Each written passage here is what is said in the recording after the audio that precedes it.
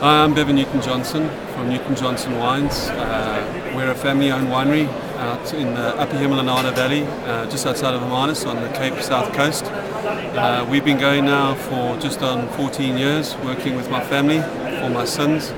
My dad dragged us into the wine industry. We grew up in it through Stellenbosch. But now been down in the Hermanus for the last 14 years, as I said. It's basically the last 4 years though, where we've come together as what we like to be as a family, what we mean to each other as a family, where we've been working with our own vineyards. So we've just completed 2011 vintage, which is our 4th vintage.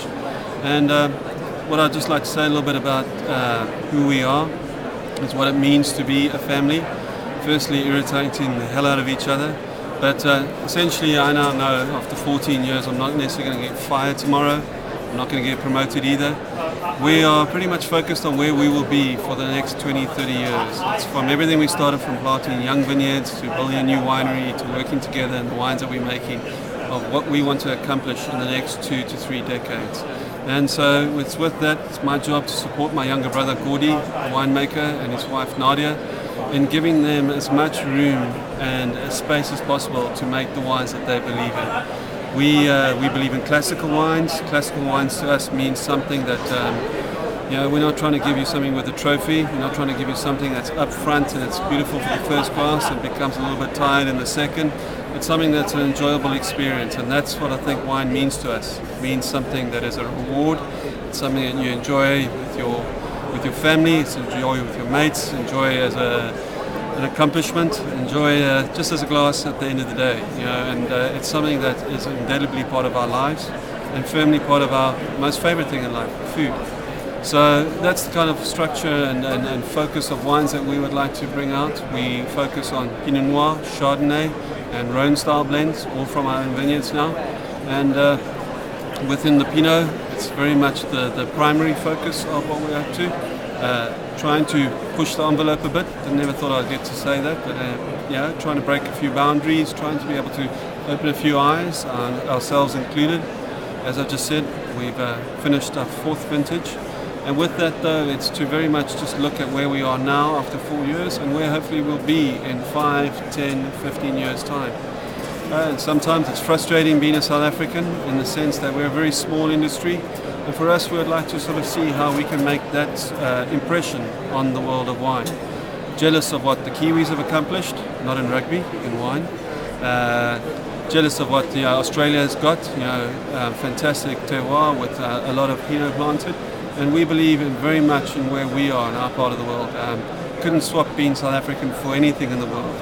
But a small little industry down in the Southern Cape, right next to the ocean. Never thought I'd get lucky enough to combine two of the loves of food and wine with surfing, which is luckily what we get to do. And so for us, it's about being down in our little stretch of the coast, trying to now embark on this journey after 4 years, as I said, another 15, 20, and to really try and open up, I think, a lot of people's eyes to what can be accomplished from South Africa. I once heard the expression for a South African to be elegant is like dressing up a rugby player in a sharp suit. And sometimes it feels a bit like that, feel a bit sort of big and sort of trying to sort of find a little bit more refinement. I think what we would like to see coming into our wines, coming into South African wines, is beauty, refinement, sophistication, beauty. And I do again see this as a step-by-step process, a process that's going to take a long time for us to understand ourselves better, to understand our vineyards better, and to understand how we can build upon that. There'll be a few mistakes. I think in certain ways, not feeling like we're going to go anywhere fast. We'd rather just take this as a journey, vintage to vintage. And right now, I think very happy with where we are after 4 years. And now to try and, as I said, build on that.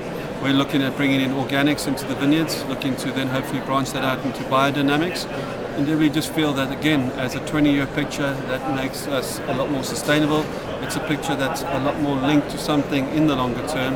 And we firmly believe it'll make a better glass of wine, a better bottle of wine, which is the bottom line for us. Our vineyards were planted in 2002, 2003, 2004. It took a lot longer to get them to where we wanted to be. Learned the economic lesson, textbook lesson that you don't make money from a vineyard in the first 10 years. but now starting to get to that moment where we can thankfully start to see what's coming of our investment in the vineyard, and starting to realize on the other side of that, hopefully that there is some sustainability in the whole winery and the whole family project. Got mom and dad looking after us. We're trying to ship them out, trying to find them a hobby or two, a bit of fishing, maybe a bit of photography. I think Dad's found the industry quite scary over the last few years. It's just obviously been quite dynamic times, quite challenging times. But he's the one who got us into Pinot. He's a Cape wine master, which is a bit like a long-lost cousin of the Master of Wine for South Africa. And he was the first Cape wine master to do his thesis on Pinot Noir. And I think that's very much the genesis of this whole journey for us. So from when he did his thesis, I think in '86, it took us over 20 years to find the land, plant the vineyard, and then a number of years to get it in, up to giving us grapes and putting it into the bottle. But it's one that we are now really thoroughly enjoying and finding it challenging, finding it extremely rewarding, and thankfully finding it exciting. Sometimes a little bit too exciting, but I think you can't choose the level of how you enjoy it. You just got to get on with it. Alongside Pinot, we've got Chardonnay. I think Chardonnay feels like it's going to be a lot more of a journey in certain ways. We're not seeing obviously the initial characters of what some red fruit could offer us. So Chardonnay is really something down to where our soils are based, and to try and show what some of the soils from our clay-driven soils can give towards Chardonnay. We'd love to see, again, within a classical style, restraint, some elegance, some subtlety coming to those wines. And as I said, at the end of the day, to find something that is beautiful. Alongside that, though, something that is going to be, I think, very exciting for us, feels like vacation after paying off all the school fees within Pinot Noir, is our own blends. You know, working with Shiraz or Syrah, which is a very different animal compared to Pinot Noir. It's a vigorous grower. It offers you a lot of, it's a very generous plant. It's a very generous variety. So it feels thankfully like a bit of vacation after paying the school fees with Pinot. And this is again allowing us to be able to express our wines within a classical style. We're looking for elegance, we're looking for texture, not just upfront fruit, we're not looking for primary characters, but also something behind that.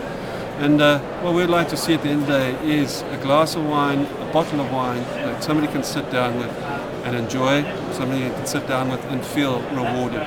It's as important to us as it is to anyone else who I think enjoys our wines.